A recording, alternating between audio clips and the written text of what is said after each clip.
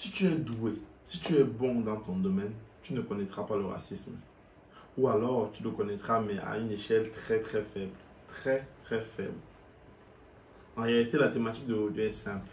Le racisme n'est pas pour les personnes douées dans ce qu'elles font. Non, pas du tout. Mais avant de parler de tout cela, générique.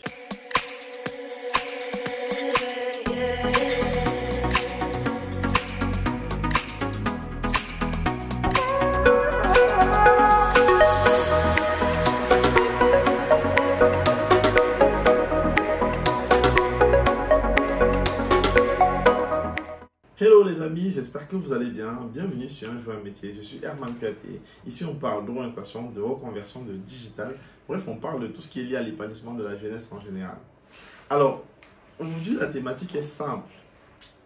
D'ailleurs, on va faire juste une très petite vidéo. Encore une fois, une petite vidéo. Parce que le racisme, c'est pas forcément ma thématique préférée. Mais il faut prendre en compte que ça existe, ça fait partie de l'écosystème, de notre écosystème.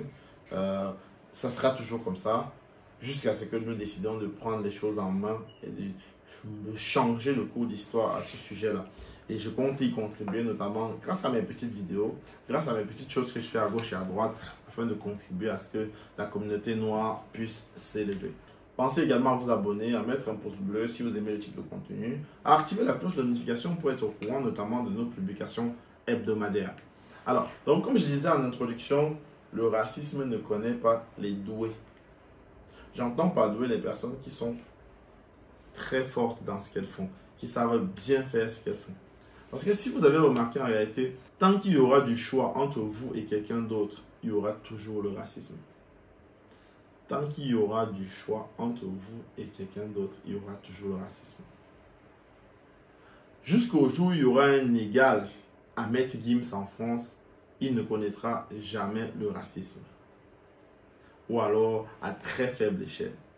Je dis bien, jusqu'au jour où il y aura un égal. Je dis bien un égal à Maître Gims en France, il ne connaîtra jamais le racisme. Parce que quand on est doué, on ne connaît pas le racisme. Pourquoi est-ce qu'on ne connaît pas le racisme? Parce que la réalité, c'est qu'on est dans une société qui fait une course effrénée à la consommation. Qui dit une course effrénée, dit recherche avancée, dit toujours en train de vouloir aller chercher plus loin, toujours en train de vouloir impressionner le client, toujours en train de vouloir apporter de la nouveauté. Et tout cela, il va falloir faire de la recherche, il va falloir trouver de nouveaux trucs. Et pour trouver de nouvelles choses, il va falloir avoir des personnes pour faire ces recherches-là, personnes pour mettre en application, personnes pour apporter ce savoir-faire-là, personnes pour apporter cette intelligence-là. Et si vous faites partie de cela, on s'en fiche éperdument de quelle couleur vous faites. Tant que vous pouvez faire gagner de l'argent à cette oligarchie-là, à ces capitalistes-là finalement. Quand vous êtes doué dans ce que vous faites, les gens ne regarderont pas votre peau, tellement vous les impressionnerez avec ce que vous avez comme matière grise. Alors, plutôt que d'aller vous plaindre dans les associations, aller passer à la télé pour expliquer comment on doit respecter ci ou on doit lutter contre le racisme, ça ne sert à rien. En tout cas, ça ne marche pas. Et vous le constaterez bien avec moi que les Noirs et autres ont beau se plaindre, ça ne suffit pas, ça ne marche pas. Petite anecdote, est-ce que vous vous rappelez un peu qu'il y a de cela 10 ans, on disait encore les jaunes pour parler des Asiatiques, notamment les Chinois? Qui le dit encore aujourd'hui? La dernière fois que j'ai entendu parler d'un jaune ou même un bridé, je ne me rappelle même plus.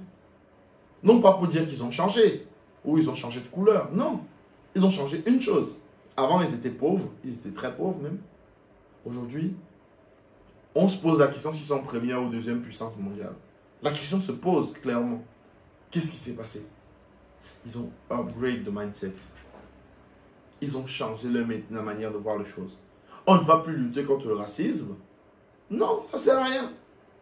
De toute façon, on ne changera pas un con. Par contre, on va leur montrer que malgré notre couleur, malgré ce qu'ils sont en train de dénigrer, malgré notre supposée infériorité définie par eux, on est capable d'apporter de la valeur et de leur créer des dépendances avec nous. Aujourd'hui, il y a des produits qu'on est incapable de produire si la Chine ferme ses frontières. Il y a de nombreuses entreprises mondiales qui vont tomber. Il y a des choses qu'on est capable de faire qu'en Chine, dans le monde. C'est hallucinant. On se pose la question, qu'est-ce qui s'est passé entre-temps? Ils ont utilisé leur matière grise. Ils ont vu ce que les gens faisaient. Ils ont récupéré. Ils ont amené chez eux. Ils ont amélioré. Ils ont proposé sur le marché. Ils ont utilisé leur cerveau. Le racisme, ça a disparu. Quand vous prenez les Sud-Coréens, c'est pareil. Un pays qui n'a pas de sous-sol. Il a travaillé sa matière grise. On ne dit pas les brider, non. Ils ont Samsung. Pour ne citer que ça. On pourrait citer Hyundai et ainsi de suite. On peut aller plus loin. On a vu comment ils ont traité la Covid. Enfin bref, ce que je voulais vous dire, c'est que le racisme n'existe que quand vous êtes moyen ou médiocre. Mais si vous êtes doué dans ce que vous faites, vous ne connaîtrez pas le racisme. Si vous apportez une réelle matière grise, vous ne connaîtrez pas le racisme. Et encore une fois de plus, c'est toujours lié de près ou de loin à l'économie. Parce que le monde est plutôt capitaliste. Et donc, quand vous êtes capable d'avoir un impact sur le portefeuille de quelqu'un, il oublie. Il oublie rapidement que vous êtes noir, jaune, bleu, bridé, machin chouette. Il oublie rapidement tout ça. Parce que vous êtes capable soit de lui mettre de l'argent dans sa poche, soit de lui enlever. Et quand vous êtes capable de faire ce jeu-là, l'un ou l'autre, vous devenez quelqu'un qui compte. Votre point de vue compte. On vous demande votre avis. On n'agit plus sur vous n'importe comment. On vous respecte. Peu importe où vous êtes.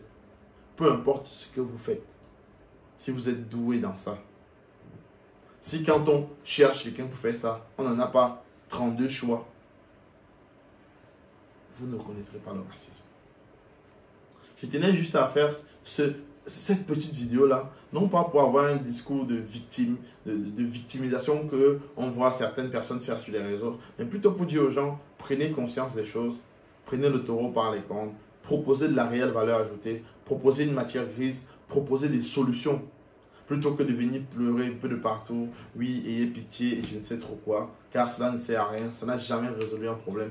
On peut le voir aujourd'hui, le racisme existe toujours. Ça n'a pas changé.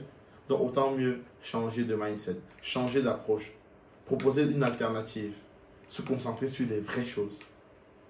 J'espère que vous avez aimé le type de contenu, que vous avez apprécié ce qu'on vous a apporté durant cette vidéo.